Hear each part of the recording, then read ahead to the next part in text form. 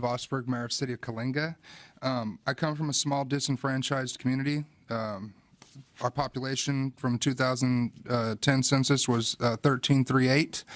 We have a state hospital. We had a prison, Claremont Custody Center.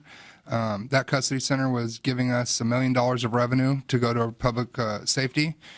Due to AB 109, Prop 47, 57, we have lost that, and so we've lost also the revenue that came in with it, which actually put our city about $4 million in debt. As you know, about 12 to 15 years ago, our council did vote in favor of making a deal with the hospital to bring them in for jobs and opportunity. At that point in time, it's to my understanding that the sexual SVPs were not able to vote in our local elections at that time. I was actually against bringing in the state hospital. Along with a lot of our community members were against it. We figured it would bring a bad element, but jobs and opportunities in an impoverished area that's disadvantaged, highly disadvantaged in some areas, overrode that, and we moved forward with it, and it is one of the top job providers there. However, everyone says not in my backyard. Coalinga allowed this in our backyard, and we have done everything that the state has asked us. We had the custody center for the state. We had the state hospital for the state, and unfortunately, a lot of these things that we're doing have actually come back to bite us. The state hospital severed the ties with our hospital, so they no longer take inmates or anybody over to that area, patients, and so we now have lost our hospital as well. So we were in $4 million in debt. We're climbing our way out.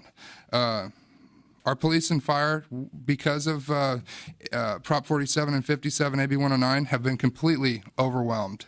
We have reoffenders. It's amazing to see it. They get out from doing a crime. They commit another crime. Our officers take them to Fresno. They're out before our officers get home. So this is a constant deal that we're dealing with. So we're trying to get more officers on the street. I ran against taxes. I'm not a tax guy. I got in defeating Measure P. As soon as I got in and seen the $4 million that we were in the hole, I said, hey, we need to do something. So we put a half-cent sales tax on there. We had priorities for what this sales tax was going to go for. I had no clue that the SVPs could vote until we got a letter from DACE, and they had a list of demands that were not in line with our priorities. As you guys know, cities are not permitted to use city staff or city time to go out and lobby on something on behalf. We can only tell exactly what the priority list was, which we did send them back, that priority list. They were unhappy with that. So all of them, well, the majority of them voted against our measure. To begin with, hey, citizens voted, I did not know that the majority of the no votes came from that area. Once we did some research, because I wanted to find out exactly where the votes came from that said no, because I thought, we had about a 50% rate in all areas. When we found out that the state hospital area was 71% and against this, and all of the rest of our districts were about 50%, we've seen this sway, so we started looking at the law. Are the people out there allowed to vote?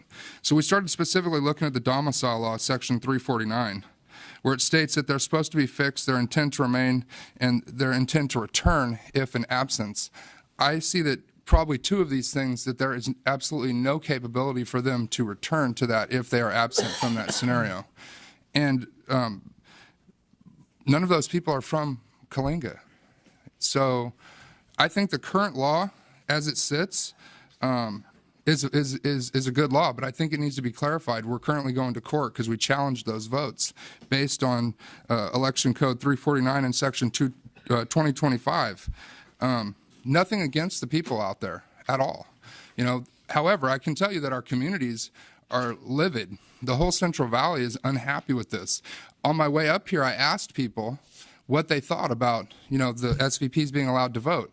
I didn't even hear one person say that they should be allowed to vote, period, much less in our local elections. And when they heard that they swung our tax, people were really unhappy about that. So I think this is a minority amount of people that definitely need their voting rights protected, but I'd like to see our citizens protected at the same time. And Coalinga, housing all of a lot, or if not all of these SVPs, I think that this is how did my Uber driver on the way here put it? He said, this is unintended consequences.